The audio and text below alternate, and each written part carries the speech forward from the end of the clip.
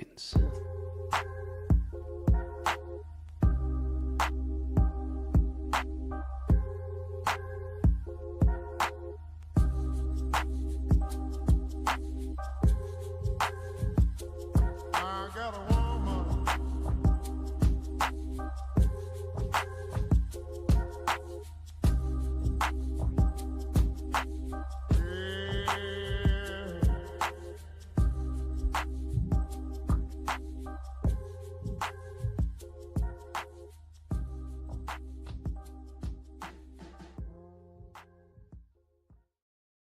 The Titans won a game. The game doesn't matter, but we're going to talk about it. Titans just wrapped up their game at Atlanta preseason week 2. Cam Ward goes 2 for 7, but it was a lot better performance than the stat sheet would tell you. Welcome everyone to the Music City Audible live edition. I'm Justin Graver. With me as always, Justin Melo. Justin, I forgot to flip our boxes, so it looks like we're doing this with me on the left this time. How's it going?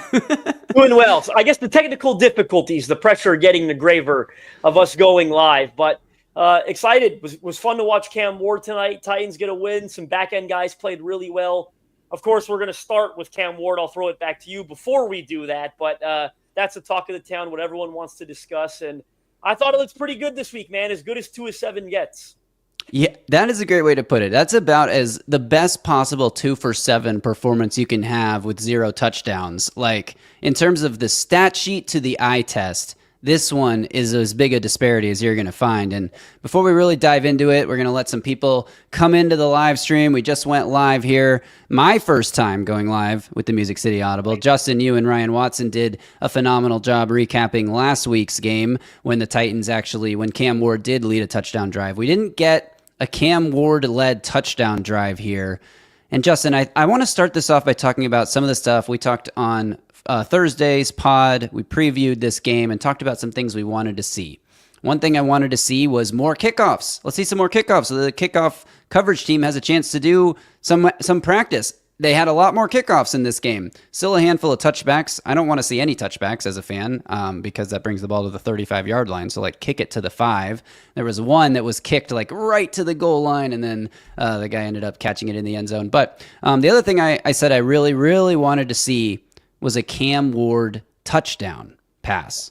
And we did not get a Cam Ward touchdown pass. So that was a little disappointing. But we should have had a Cam Ward touchdown pass. We should have had a long, explosive touchdown pass from Cam Ward with one of the best passes. Look, Justin, I'll be shocked if we see a better pass from a quarterback this weekend in preseason games than the one Cam Ward delivered to Van Jefferson that he did not bring in. But if he had brought that in, that would have been a long touchdown. I mean, I don't know if it would have been a touchdown. I guess, I don't know if was there a safety coming in, but anyway. I think it would have been a touchdown. I mean, he would have had to outrun somebody, but... Yeah, of course you do. I will say, I do think that was his best throw of the evening. It's the best throw that he's made so far in the preseason. And maybe I'm with you. Maybe as bold as to say that it could have been the best throw of the weekend that any quarterback's going to make in week 2 of the preseason. I mean, the anticipation to throw it where Van Jefferson was going to be, that ball placement over the head. I don't know if you'd call it do you want to call it a dot, whatever you want to call it, over the head of 3 Falcons defenders, perfect placement, and Van Jefferson can't haul it in. I mean, what a bummer. I mean, that was, I believe, a 2nd and 13, would have moved the chains, would have been his second explosive play of the evening. And remember, explosive plays, by definition, 20-plus yards when it's a passing play. That would have been a 20-plus yard gain. Van Jefferson just drops it. 2nd week in a row. We're going to expand on the Van Jefferson conversation. But 2nd week in a row, he has dropped a very catchable Cam Ward pass. Not only that, but also both of them killed offensive drives, in my opinion, and directly led to Titans punts. You can't have that if you're Van Jefferson. We think he's going to be a starter, but, he's still sort of in competition for that role. I think the obvious rookie wideouts coming for that job probably made some headway in that competition tonight. Can have it, but at the end of the day, what we really want to see is the fact that Cam Ward can make that throw. You know how they're grading throws in practice? Like you see, if you watch their right. YouTube shorts, A throw, B throw, C throw. That was an A plus throw. Like, it literally does not get better. I sat down and said, if you can make that throw, you can make every throw on a football field. That is an A plus throw. It was stunning to see. Yeah, that was the throw from the Iowa State game, the Pop-Tart Bowl game, except in the Pop-Tart Bowl, he had to like step through some pressure and then delivered it, but it was the same throw. So we know he can make that throw, that deep over crossing route by Van Jefferson. It was a great play by Cam Ward, and unfortunately, it doesn't show up in the stat sheet, and everyone's going to forget about it by the end of the weekend. Although I do think it's going a little viral on Twitter. All the aggregators picked it up. This is the benefit of playing in like a nationally broadcasted window, which this is the only game that will be nationally broadcasted that the Titans play this entire season, unless they make the playoffs or have, a flexed Week 18 game because they're deep in the hunt. But so I hope every Titans fan enjoyed it while we had it. Justin, I want to direct our attention to this chat message here. I mentioned this as we started the podcast, that we are on the wrong sides of the screen. Well, guess what? I can do this. And now we're on the right sides of the screen, and everyone can be happy. We started one way, and now we're another way. And shout out to everyone in the chat. We're going to get to some questions towards the end of this, so drop some questions in the chat. If I see anything good, I can flag it for later.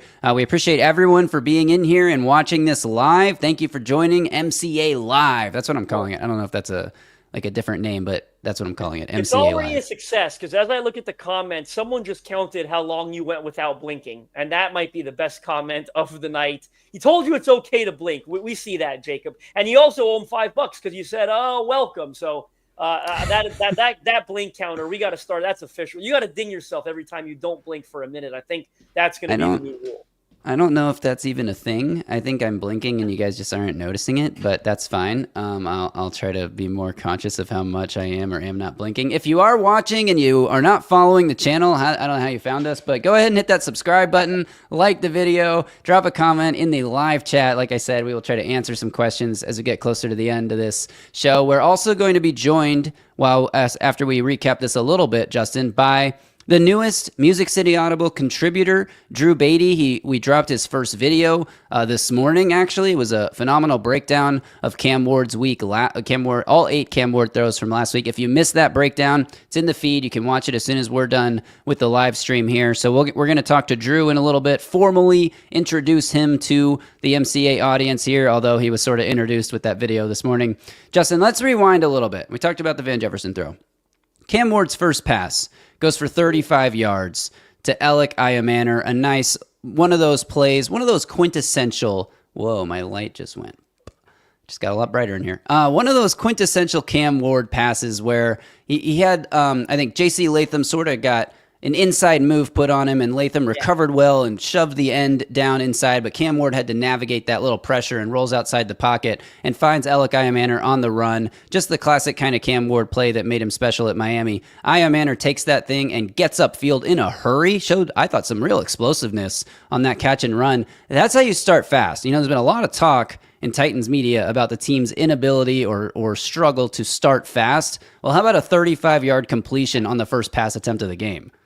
Yeah, 1/3 of the field technically, right? And of course more than that because they didn't start on their goal line, but 1/3 of a football field for the completion on the first one. One of my favorite underrated aspects of that play, you said it was James Pierce, the Falcons rookie pass rusher, who looked like was going to beat J.C. Latham inside, and as you said, Latham recovered well.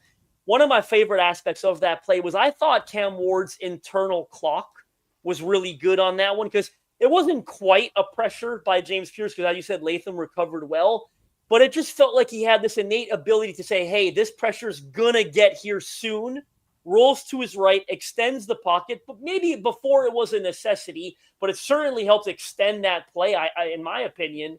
And he finds a wide open Alec Iomanner, who, as you said, does the rest, 35-yard gain. That was an exciting way to start. Certainly an explosive, he's blinking a ton now, an explosive play on Cam Ward's first, drop back.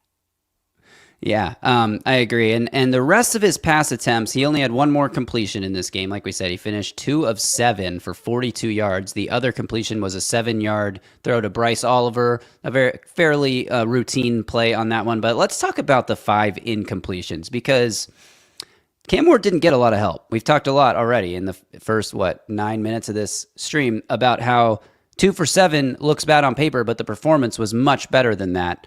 Yeah. The pass attempt, his receivers, now Calvin Ridley's not playing, Tony Pollard's not playing. We understand that. Tyler Lockett as well. Tyler Lockett as well. Thank you. So those are maybe 3 of the top 5 targets on even Tony Pollard, as Easton Freeze reported earlier this week, is in the top 4 most targeted guys so far through training camp. So you're missing some playmakers, no doubt about that. It's a chance for other guys to step up and show something in this game, and nobody really did. Outside of that Alec Iamaner 35-yard catch and run, Iamaner had 2 other targets. He wasn't able to come down with either of them. One of them was a little out route. It was well covered. Cam Ward throws the ball high, and Iamaner just can't make the catch. Now, Justin, this is a funny quirk of you and I, neither one of us living in Nashville, is that you and I were watching this on NFL Network, where the Falcons broadcast was presented to us. I am assuming most of our podcast audience is in Nashville and got the luxury of watching the Nashville local broadcast. We did not get that luxury. So no replay on this Alec Iamaner catch because they had to cut to some sideline interview about some nonsense bullshit Falcons thing that even Falcons fans probably didn't care about. So we didn't get to see if this pass was a little too high or if Iamaner should have made the catch. My first instinct when watching it is this is an example of some stuff that we heard throughout practices where he wasn't quite being physical enough at the catch point, not winning that 50-50 ball and turning it into an 80-20 ball, as Easton Freeze wrote in an article this week. What do you need to see that again, or do you have a takeaway from that play? I'd like to see it again, but my initial thought was that it was a little high.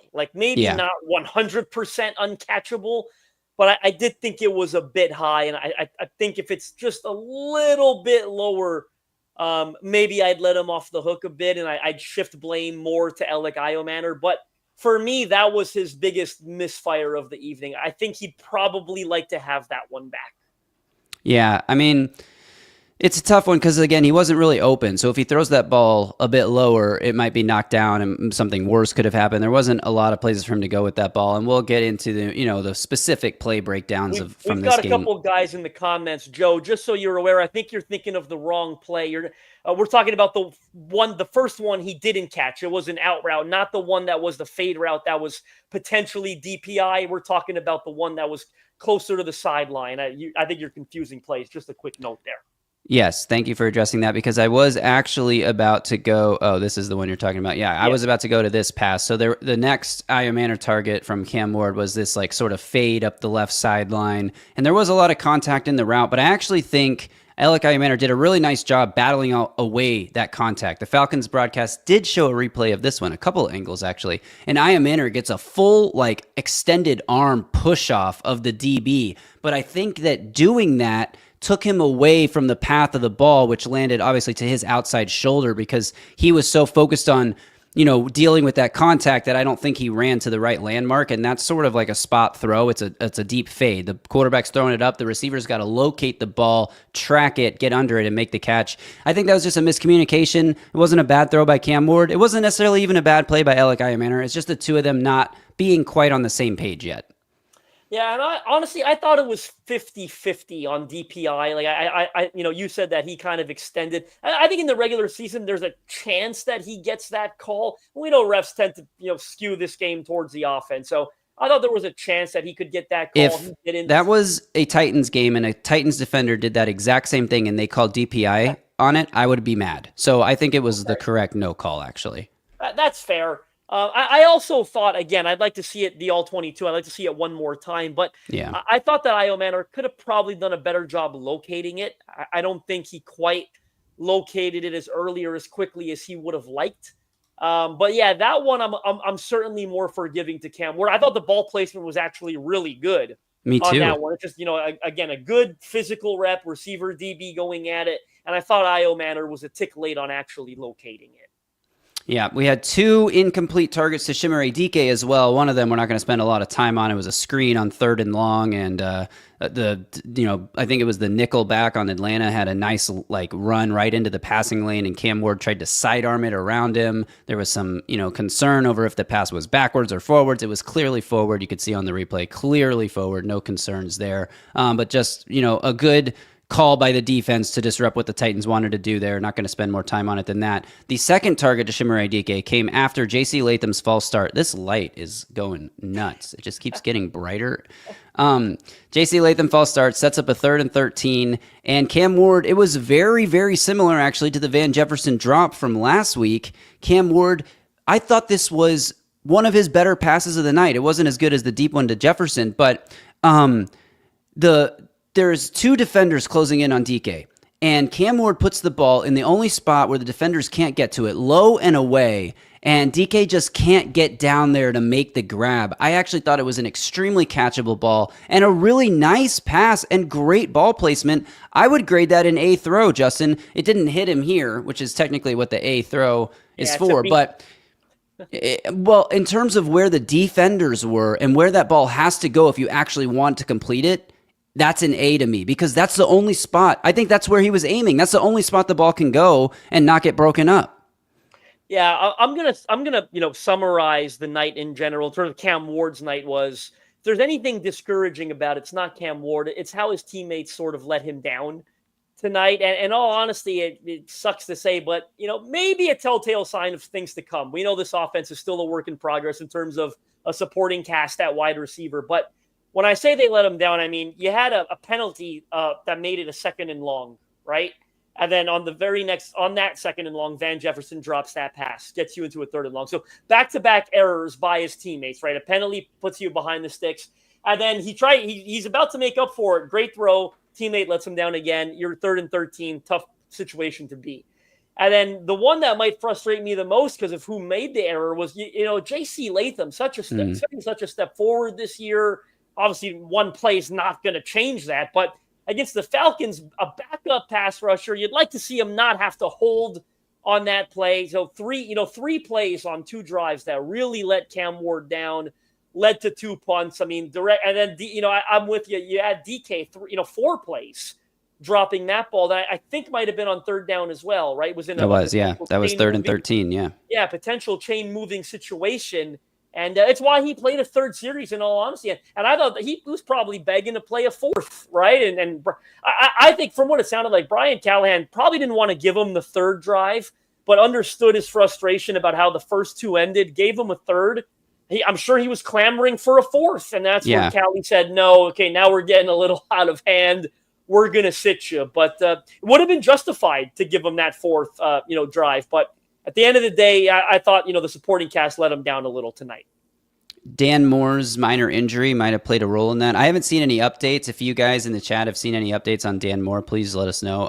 Dan Moore came off the field and then came back in right at the start of the 2nd quarter for that 3rd and 13 rep. I guess he was in on the false start too. And then didn't come back for the 3rd series, which we don't know if that's precautionary because he was clearly a little banged up, or if there was something preventing him from coming back for the 3rd series. But that might be the reason they didn't put Cam out for a 4th series. They also, Callahan said 2 to 3 series. So this might have been the plan all along. Even if you punt 3 times, you're only getting 3 series. I do want to move on and talk about other things from this game. I want to bring Drew on too, but really quickly, I'm going to point to this comment here, section 240, our buddy Mac. Commenting here that Cam is taking the blame for the Van Jefferson drop. So I'm assuming Cam Ward is speaking right now. We're obviously not watching that because we are podcasting.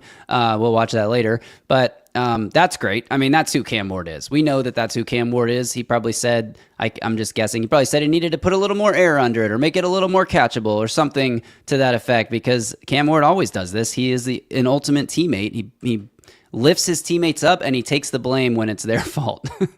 He also had a great quote in the chat. I saw something about Gunnar Helm. I don't know if you could find that one, but because something about right when here. In doubt, let it go vertical. Yeah, that's the one right there. Gunnar's a dog. When in doubt, vertical it out. I mean, that's a great quote by Cam Ward. So, and it looks like an update. Sounds like Dan Moore, it was nothing. That was just dropped in the chat that Callahan said after the game. I will say, for him to come back for that 3rd and 8 and 3rd and 13 strongly indicates it was nothing. Because if they move the chains, he's staying in the game, right? More than likely. You're probably not coming out in the middle of that series. So certainly a good sign for Dan Moore that he avoided anything serious there. Yeah, absolutely. All right, we want to talk about the rest of the rookie class here, so we're going to do that by bringing on our buddy, Drew Beatty. Welcome him into the show, everybody. Here he is. Drew, I got to flip us all around again. Hang on. All right, Drew, welcome to the podcast. Welcome to the channel. People in the chat, if you watch Drew's Cam Ward breakdown from this morning, let him know in the comments what you thought of it. How's it going, Drew? Thanks for joining us tonight. Doing great, man. Thank you for having me on. It's awesome to finally get on here. Yeah, Drew, you talk at like 55% faster than any other person I've ever met. I'm working on that one. It makes the whole podcasting video bit kind of tough when I talk this fast. I'm working on that one.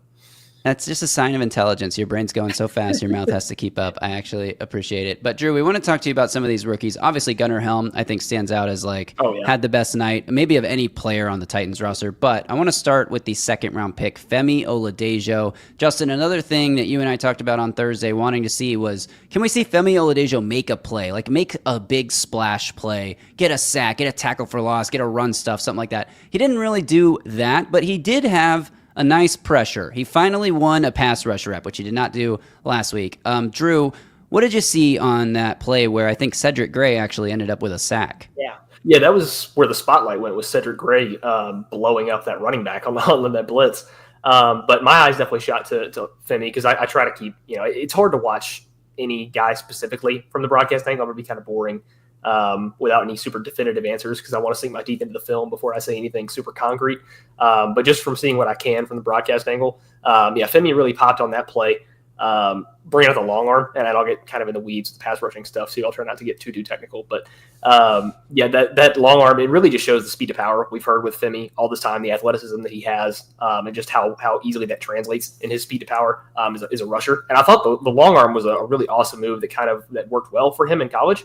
And obviously, a guy played 8 games at edge. He's still figuring out what moves work and which ones don't, and what kind of rusher he wants to be. But I thought that worked really well. It was a high success rate move for him in college, I thought, but he just never used it. I probably only saw it, maybe 2 or 3 times on all of his UCLA tape.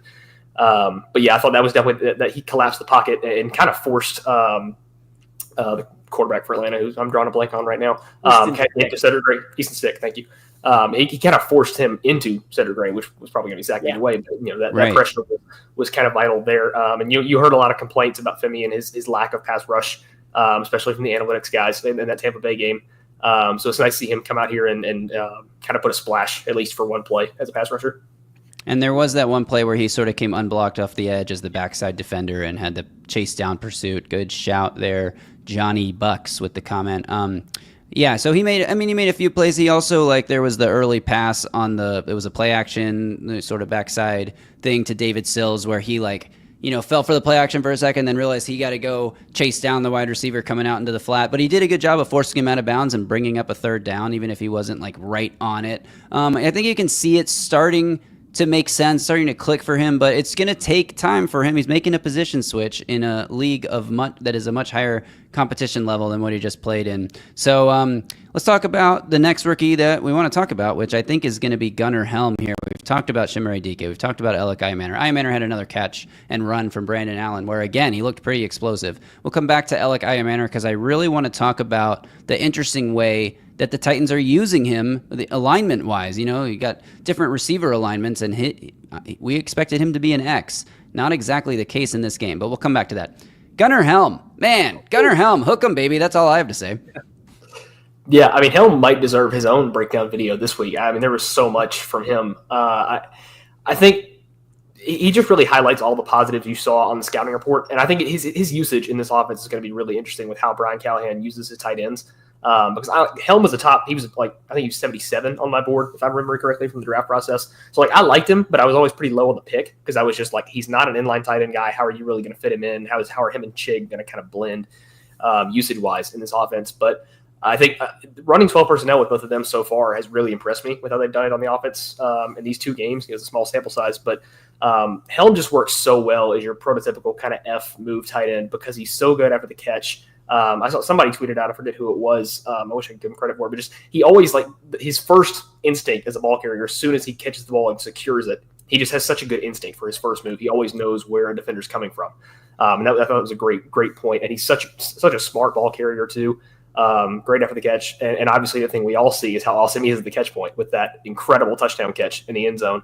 And just how well he can use his frame to kind of box guys out and play basketball when he needs to at the catch point. Just such strong hands, a great tracker. He's got everything you want in kind of a red zone jump ball guy. I think you're going to see a lot of red zone targets for Gunnar Helm this season.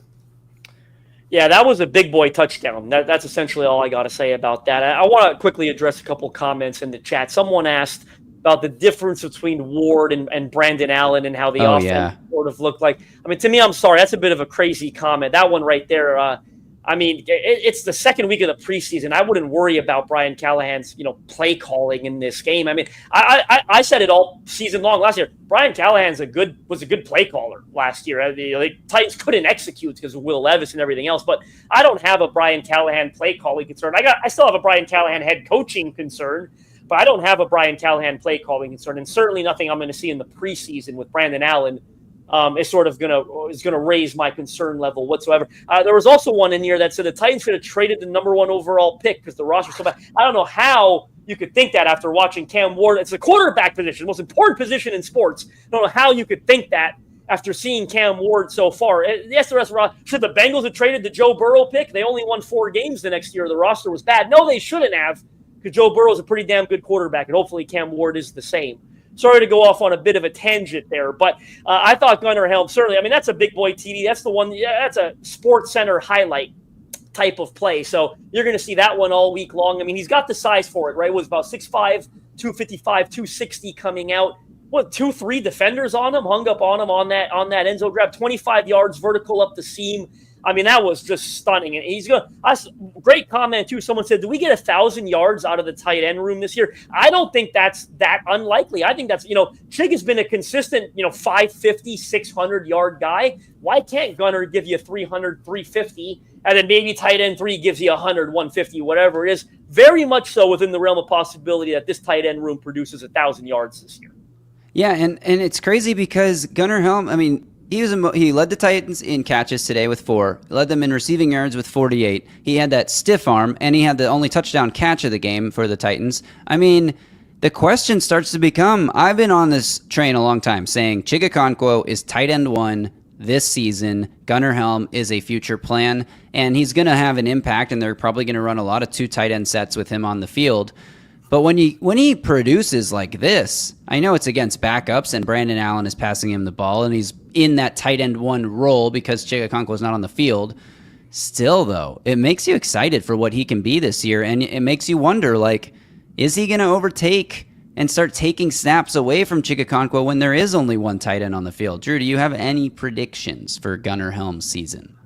I've always been kind of, and I wrote, probably not long enough to be considered that, but it kind of felt like a thesis for Justin over on Titansized on Gunnar Helm. I did kind of a draft breakdown series. That was probably one of my more in-depth articles was on Helm. And I was pretty adamant that I thought he was going to take over as tight end 1 during his rookie year. I've kind of always been in that camp. And it's more so like I think Helm is a really high floor, like just solid starting caliber tight end, but it's a little bit more me being lower on Chig than it is being high on Helm. But I think Helm is kind of always going to be your like floating around top 15 tight end. He's just always going to be a solid, like concrete. You never have to worry about him starter. Like, is he ever going to be a George Kittle level contributor? No, I don't think so. I don't think you're ever looking at like a top at his position guy. But I also think he's always like for the next decade in the league, he's going to be just a like roster spot filled. You don't have to worry about tight end when he's there. I want to quickly follow up with Jacob Graver, if you don't mind. Yeah. He did leave a follow-up comment. Yeah, look, fair point, Jacob. I think you've got to consider the caliber of quarterbacks in that list, right? Certainly Brandon Allen and Will Levis.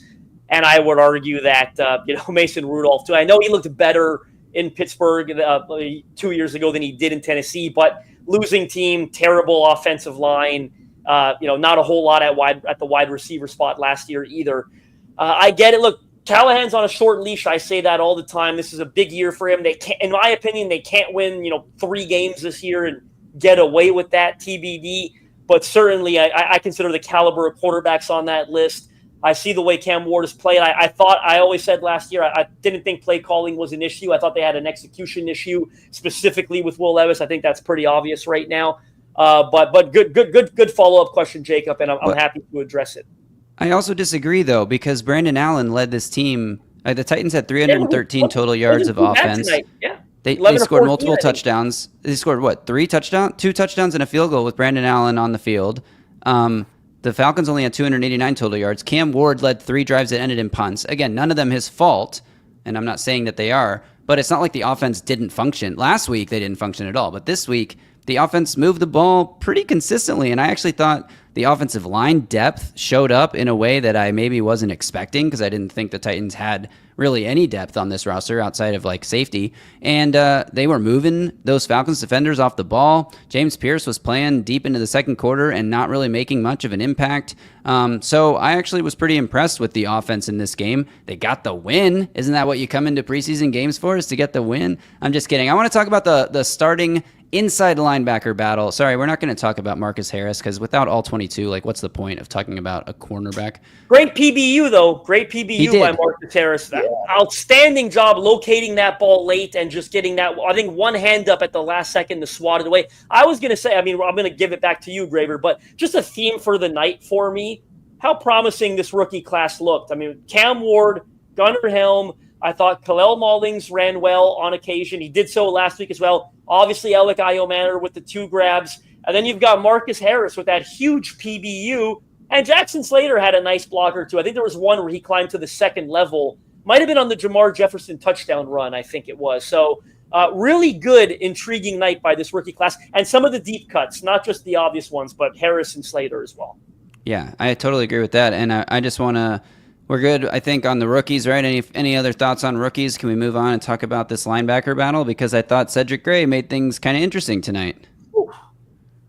Yeah, I mean, the linebacker battle is another really interesting one, too, because that's another one I've been kind of adamant on. Like, I've been one of the biggest James Williams supporters, like, deep into this offseason. He's been kind of one of my biggest flag plants for the Titans this year.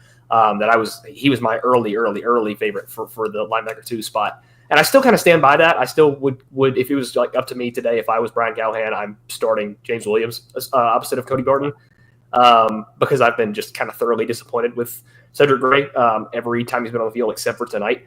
But I will say he made it a lot closer tonight. I was really, really impressed with him, as impressed as you can be from the broadcast angle. I thought he was much better at staying true to his assignment. I thought he kind of wandered a lot in his recent time on the field. He would not, really stay as true as you wanted to his gaps, and that led to some big plays that I thought were kind of on him. I know he had the interception that didn't count. I still don't know how much I trust him in coverage or anybody in this linebacker room for that matter. I think that's a real hole. There was that one play where he was in coverage on, I can't remember who was running a route or whatever, but he was supposed to I think he might have been like the curl flat defender on a play and just blew the coverage completely and allowed a wide open catch to the flat. I also saw a couple other plays where he's trying to come in from the second level and just could not disengage from the offensive lineman that had him, in an iron grasp. And so, there's still some moments where you're like, Cedric Gray is not I don't think he had some splash plays. He had the interception that got called back. He had the sack. He had a couple nice run stuff, tackles for loss where he's shooting the gap really well, quick diagnosis and getting there. But he also had some plays where he, busted coverage, a short completion, but for a first down, busted coverage and not getting off blocks every time. If the offensive line was getting hands on him, he wasn't getting off those blocks. So I still think James Williams is your starter, but Cedric Gray played, for a linebacker 3 so you can feel kind of good about the depth. I thought he played well. Justin, did you have thoughts on Cedric? I know, you wrote him up as one of your studs, didn't you? I did, yeah. Titans Slice. I got an article live right now with the standouts and duds from this game. But first of all, remember he got first team reps with the defense a couple days ago during one of the joint practices with Atlanta. So that was the coaching staff really giving him his first opportunity. They follow that up with giving him the start next to Cody Barton tonight. And I would say for the most part, he maximized it, right? The turnover that had nothing to do with him, the offsetting penalty, right? It was just unfortunate. It's an offsetting penalty, but he had the interception there. He had a great run stop at the line of scrimmage. And then of course the sack where he well-timed blitz up the middle, blows up the running back in pass protection.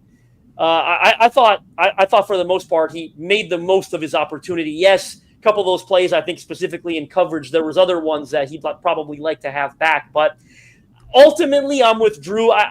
Week 1, I think it's Cody Barton and James Williams. I don't think that's going to change.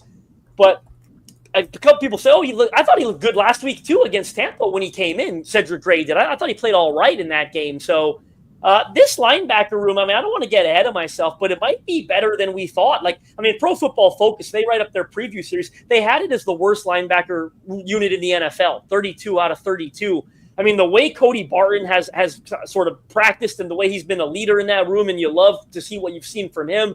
James Williams, I think, has been pretty damn good. And then Cedric Gray's at least coming alive to the point where you're like, hey, this is not, we're not calling quits on this guy because, it was too early to say that, but the way last year went was so concerning. And now he's starting to string together days, right? Good practice in Atlanta. So we'll see. Rajay Brown does not agree with me one bit. He says they're really, really bad. I don't know. I mean, Cody Barton, I think, is going to be pretty decent. And then I'm really excited about what James Williams has shown. Sideline to sideline, he's quick, he's fast. We know that about him. TBD in coverage. I think all of them are a little TBD in coverage. I think Cody Barton's maybe passable, maybe just slightly below average. I don't think he's a disaster, but certainly excited to I think the linebacker room's trending in the right direction. I'll leave it with that. Yeah, and James Williams made some plays tonight, too. I mean, he was all around the ball, like, all night long when he was in the game. So I don't think that anything we're saying about Gray is not an indictment on James Williams, and people saying that they've never seen Gray look better than what I have seen from James Williams, Mr. 3191980. I just disagree. Like, I saw a lot from James Williams in this game, and he's been making plays all training camp. There's a reason that the Titans coaching staff has put him at the linebacker 1 spot for the time being and, made him the leader for this battle. And I think that he is the leader and he's going to win the job. But Cedric Gray, I think my takeaway is this was encouraging for, depth is important. Backups will play at most every position because injuries happen. And it's just encouraging to know that Cedric Gray is like making improvements, especially from what we saw in a mostly lost rookie season last year. I have one more talking point. I don't know if you guys have anything else you wanted to bring up from this game, but my talking point is I'm going to just go ahead. I'm going to walk out onto a limb. I think I might be the only Titans media person. Like a lot of fans have said this. Like a ton of Titans fans have said this. I don't know how many media people are going to take it this far. Just cut Van Jefferson. What's he doing? He's a waste of space on the roster. He's taking snaps away from the young players that need developmental time. He can't catch the ball. He has drops in back-to-back weeks that led to either a 4th down or they both led to 3rd downs that failed. What are we doing here? We don't need him.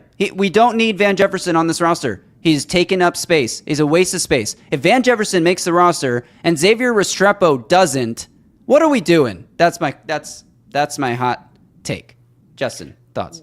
The drop was absolutely disgusting, right? Like, I don't know that I'm all the way there with you yet, but I'm pretty close. Like, we talked, when is Alec Iomanor going to replace him? We've talked about that, right? Consistently, like, why not week 1? I mean, I don't think it's too premature to say that, right? Like, he's looked better fairly consistently, and he's had his ups and downs in practice, but it's not like Van Jefferson's been a world beater in practice either, right? Like, his name's been mentioned a couple of times, but he's not dominating practice out there. Alec Iomanor's made bigger plays at practice, more eye-opening ones.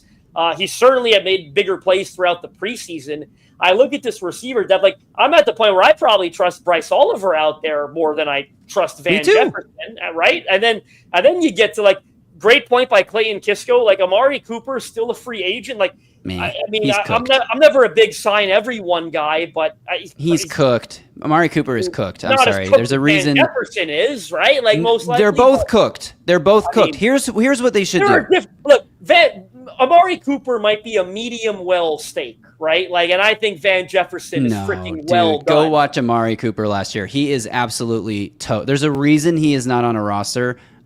He's not the guy that he used to be. Here's what they need to do. James Prochet can play. James Prochet had an incredible catch in traffic on a horrible decision to throw by Trevor Siemian. He's the best returner. There's a lot of comments coming in about how Jaquan Jackson cannot be the punt returner anymore. I totally agree. He also almost caused a turnover in the end zone. Like, he's lucky that they ruled that one a touchback when he fumbled the kickoff into the end zone and then kneeled it. Like, that could have easily been ruled a safety. So Jaquan Jackson, he's out of here. James Prochet is a legitimate player, and he's not a legitimate starting level player, but he's a legitimate little gadget piece that's going to be a return guy, and he's making plays in the passing game.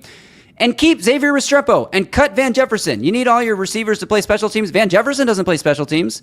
So why not? Xavier Restrepo had a couple plays in this game where he looked like a decent player. I mean, he put a move on somebody and got a ton of yak on one play, and I thought this guy was slow. And yeah, I know he's playing like third and fourth stringers, but I think the 7 best receivers at training camp for the Titans right now are Calvin Ridley, Tyler Lockett, Alec Ayamaner, Chimere Dike, help me out here, Bryce Oliver, James Prochet, and Xavier Restrepo. Those are the 7 best receivers. So Van Jefferson, Drew, you're nodding. What are your thoughts on the Van Jefferson take? Yeah, I hate to come on here and just dog on a guy, and I don't want a victory lap before the season even starts by any means. But from the beginning of this free agency period, I try to go back and watch tape on all the guys we signed, and the 2024 Pittsburgh Van Jefferson tape was truly, I don't know that I could think of worse NFL tape that I've ever watched. I tweeted during the game that I think anybody with a pulse is better than Van Jefferson at this point. Whether it's Prochet, Restrepo, whether it's Cooper, anybody off free agency. I understand the veteran presence is probably somewhat valuable to this really young receiver room, but as far as on the field production, I don't see what Van Jefferson adds to this team whatsoever. So from a playing perspective, I'd play Alec Ayamaner day one. I'd sign just about anybody off the street and play them day one before I give Van Jefferson starting X reps for this team. I just don't see what he's shown you to earn a roster spot, let alone a starting spot on this offense. Certainly concerning tonight, though, for Restrepo that, Calvin Ridley and Tyler Lockett are not playing in this game. And Restrepo, I was keeping an eye on it. I believe his first snap on offense occurred with about 9.5 minutes left in the third quarter. Obviously, Ayamaner and DK, which we expected, but Ayamaner, DK, I was counting, and James Prochet and Bryce Oliver, all 4 of them getting into the game before Restrepo did, and I'm pretty sure Jaquan Jackson got into the game at the exact same time that Restrepo did. And I'm going to go on a limb here. I don't want to go on a separate tangent, but a lot of people asking about what are we doing with Jaquan Jackson on punt return. It's the second preseason game, and he's in the mix for that job, so I didn't have an issue with them giving him a rep there, right? Like, it's just he's been working as a returner all offseason long, so I'm not shocked that they gave him that chance, but neither here nor there. But certainly concerning that Restrepo got into the game as late as he did, even with the 2 most experienced veteran wideouts out of this game. Now, with that said, I don't know if I'll say he maximized his opportunity, but catches a 5-yard out from Brandon Allen pretty quickly after coming into the game. And then a couple of plays later, which was a borderline broken play, if I'm recalling correctly, Brandon Allen finds him. It's a 13-yard gain. He moves the chains, moves the ball into the red zone, actually. And on the very next play, Jermar Jefferson rushes for a 16-yard touchdown. So interesting, Restrepo did what he could, but definitely still, got a ways to go when it comes to making this roster. 9 players caught passes for the Titans in this game. Restrepo was 4th in receiving yards, despite not getting in the game until 9 minutes left in the third quarter. So, look, I agree his chances of making the roster don't look good right now based on the usage, but talent-wise, I don't know. I feel like he can hang and he deserves a shot, and I know I sound like a crazy biased fan who wants my quarterback's college teammate to make the roster, but, I don't know. He made plays tonight, and other guys didn't make plays tonight. You know who didn't make a single play? Van Jefferson. Get him off my team. All right, I have 2 hot takes I'm going to rattle off, and then I'll turn it over to you guys in the chat, and we need to get out of here because we've been going for 43 minutes right now, and my fiance's downstairs waiting for us to be done with this. So 2 hot takes. The first one is that the 2 best running backs who played tonight are Jordan Mims and Jermar Jefferson. Thoughts? Sorry, the 2 best running backs, you said. Okay. Titans, obviously, but yes. The 2 best running backs who played for the Titans tonight are Jordan Mims and Jermar Jefferson. Right now. Kalel Mullings is a linebacker convert, so I'll give him time.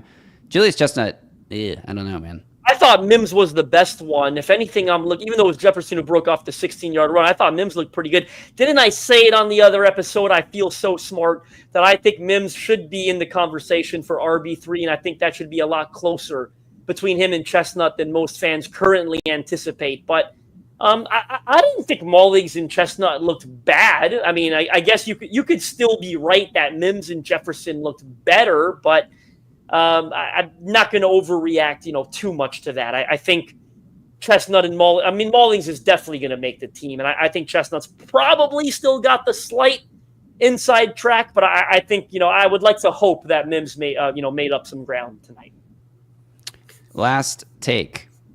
Your swing tackle. If you have been making a 53-man roster projection that does not include Oli Udoh, you're wrong. He's your swing tackle. He played with Cam Ward tonight when Dan Moore had to leave the field.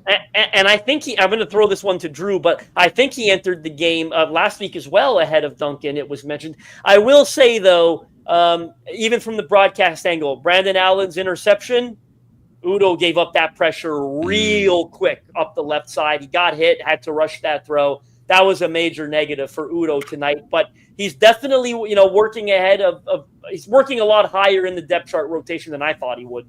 I mean, they trust him with Cam Ward on the field to protect his blind side, so they must trust him at least a little bit. Drew, did you have any thoughts on either of those two takes I gave? Yeah, I mean, for the running back question, assuming we're taking Mullings out of it, because I do think he was probably, or Mullins, assuming he was out of the equation, because I think he was the best. I think it's kind of semantics choosing between those guys. I'd probably agree with Justin that it's maybe Mims was the better of the three, but I think the talent gap between those guys is so small that it's ultimately kind of negligible to me. But as far as the swing tackle debate goes, usage-wise, I would agree that the fact that they trusted him with the first team when Ward was still in there is something to note. And just watching the Buccaneers game, I didn't think he popped. I didn't think he was bad, but I also wouldn't write home about him. I still want to preach Brandon Crenshaw-Dixon's praises. I think that I know he's a UDFA. I know he's really, really young, but his tackle is very thin, dangerously thin. And I was incredibly impressed with his Florida tape. I was pretty impressed with him last week too against Tampa. Obviously, I didn't. Watching Trent play from the broadcast angle is virtually worthless. I'll need to actually get the film to grade him this week. But I think Crenshaw Dixon certainly deserves to be in that conversation. I've been really impressed with him. I know he's very young, needs more experience, but I think from a talent level, he deserves to be in the conversation. Assuming Blake Hance is not your swing tackle. I know he's more of an interior guy now, but he's played it in the past. Interesting. I hadn't thought about that. I just assumed Brendan Crenshaw Dixon would be cut, but I don't know if one of you can confirm, but I thought where are your pants at, Justin? I promise you, I'm wearing shorts. It's hot in Toronto. I promise you, I'm not nude on the live pod right now. Although the Cam Ward throw, I almost got nude on the Cam Ward throw. Yeah, I took my pants off on the Van Jefferson. I did it. I promise you, I'm wearing pants. The last point I've lost my train of thought. I don't know if one of you can confirm, but I thought, did Blake Hance get the start today at right guard? Because he did. He did. Yeah, I thought. I made a note of that because. Last week it was Andrew Rupcich who got that start. And Graver, I feel smart again because the last episode we talked about, the preseason preview, I talked about that Blake Hance, Andrew Rupcich being a bit more of a battle than we realized. I think the coaching staff feels the same way because as soon as they get Blake Hance back healthy, which just happened, they give him the chance to start this week at right guard ahead of Andrew Rupcich. So I think those two guys are very much battling for one spot on this team. I didn't see that get mentioned at all, but Blake Hance got that start at right guard, and I thought that was really, really interesting. Final takeaways here as we start to wrap this up. Amani Aruarie, he's out of here. Gabe Jeudy-Lally popped to me a couple times, especially in the run game, looked good. Devian Ross didn't really look very good. He had a penalty. He had a bad penalty, and he was also beat in coverage on another play. He did have a tackle that was kind of nice, too, as well. But any thought? We didn't talk a ton about the defense. James Lynch popped, I thought. Arden Key had a really nice, swallowed up a screen on third down. Anything else? Brooks, pick six. Good call, Jacob. I don't know how he left that one out. I mean, he just telegraphed it, right? But that's an NFL football player reading the quarterback and reading the throw, right? Huge play for Kendall Brooks. I said it on the pod. Ding me again, Graver. I said it on the last pod. I thought Kendall Brooks very much alive in that competition at safety. I know everyone kind of expects it to be Mike Brown. I got 5 safeties on the roster. But I think Julius Wood and I think Kendall Brooks. I think both of them, man. 3-way competition there.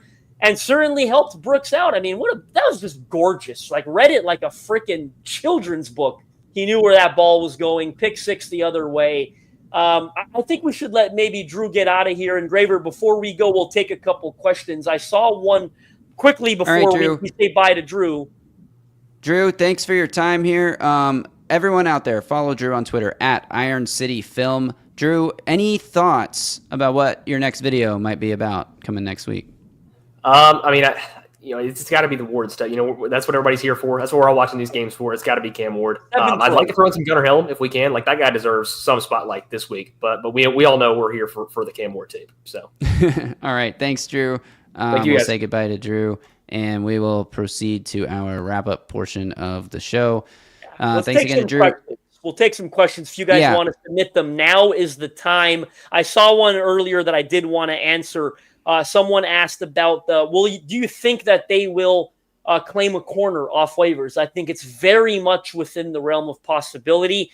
Think they keep 6. Gabe Jeudy-Lally is the 6th right now. I'm 50-50 if that's the case, because I think they're comfortable enough with him, but there could be an opportunity for an upgrade there, and I think they'll consider that. Now, the scenario where I 100% think they'll claim a corner is if L'Jarius Sneed starts on pup, because that bumps Gabe up to the 5th corner spot.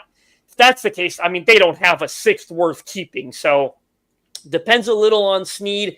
If Sneed is healthy, I'm 50-50 on whether or not they claim a corner. They probably could and still get Gabe back on the practice squad, but it's certainly one of those spots that'll very much be within the realm of possibility. I agree with that. Let's move on to this question here from... Just the right one? No, they're just coming in so fast. Sorry, we'll get to that one in a second. I wanted to answer this one from Joey here. How bad can this defense really be if we end up getting absolutely zero pressure from the edges, and what can they do about it? Look, I'm not going to sugarcoat this. This defense might be terrible.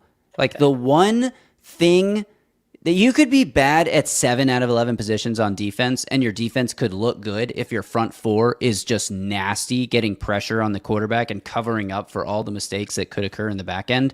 That's not this roster. They have 2 good interior defensive players who are probably going to get a decent amount of interior pressure, but they're not going to be a good defense if they can't get pressure off the edge. That's how you win football games. I mean, look at the Super Bowl champions over the last 20 years. Almost every single one had just a nasty, dominant defensive line that didn't have to blitz.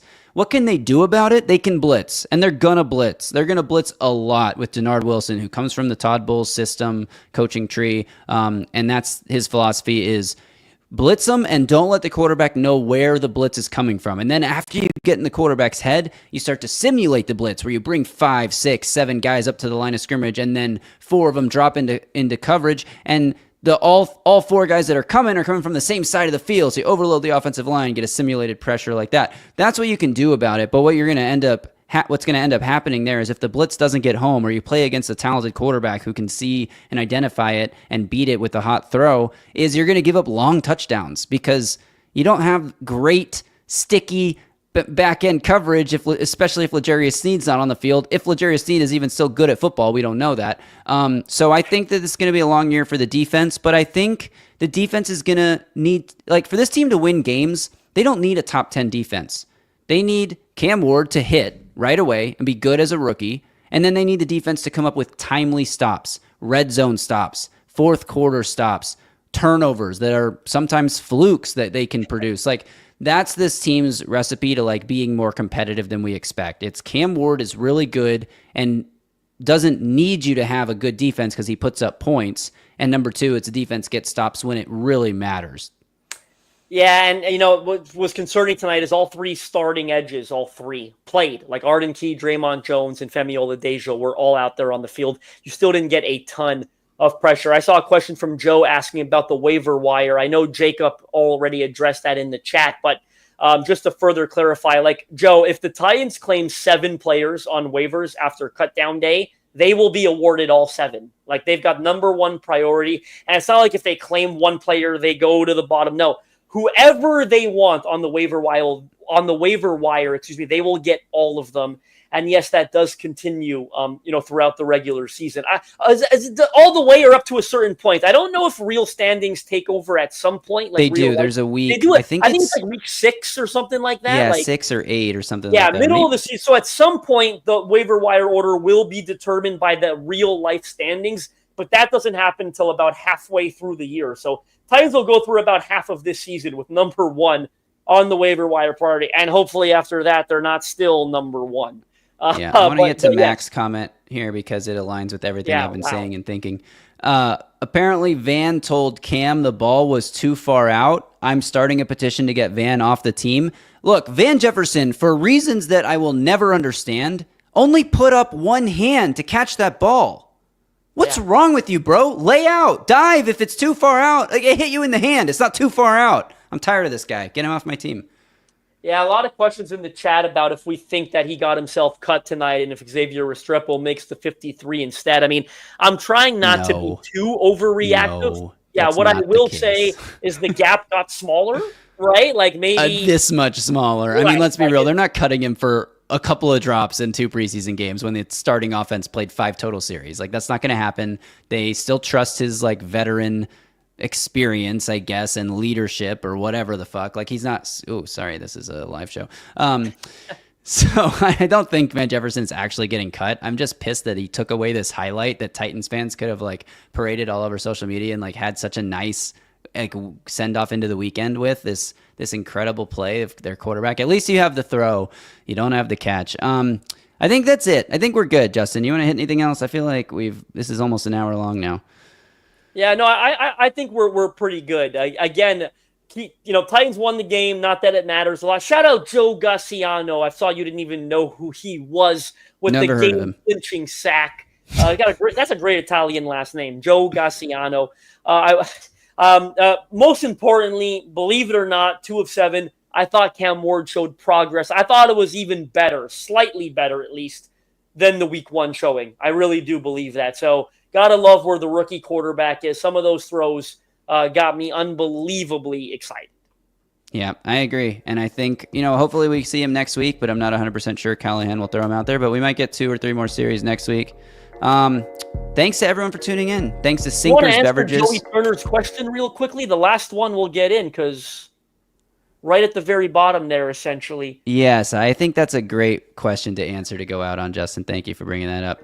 Joey Turner asks, last question. Can y'all please do this after every game this year? Answer, yes, Joey. Absolutely. That is the plan. Will we follow through with that every single week? That's the plan. And, sometimes plans change. But right now, that is the plan. We'll be on recapping these games live after every single performance. Regular season games. Regular season, yes. We won't be here next week. Next week, we're taking that one off. Preseason game 3, sorry. But we will be back Saturday morning, though. We will have a recap pod. It's just not going to be live.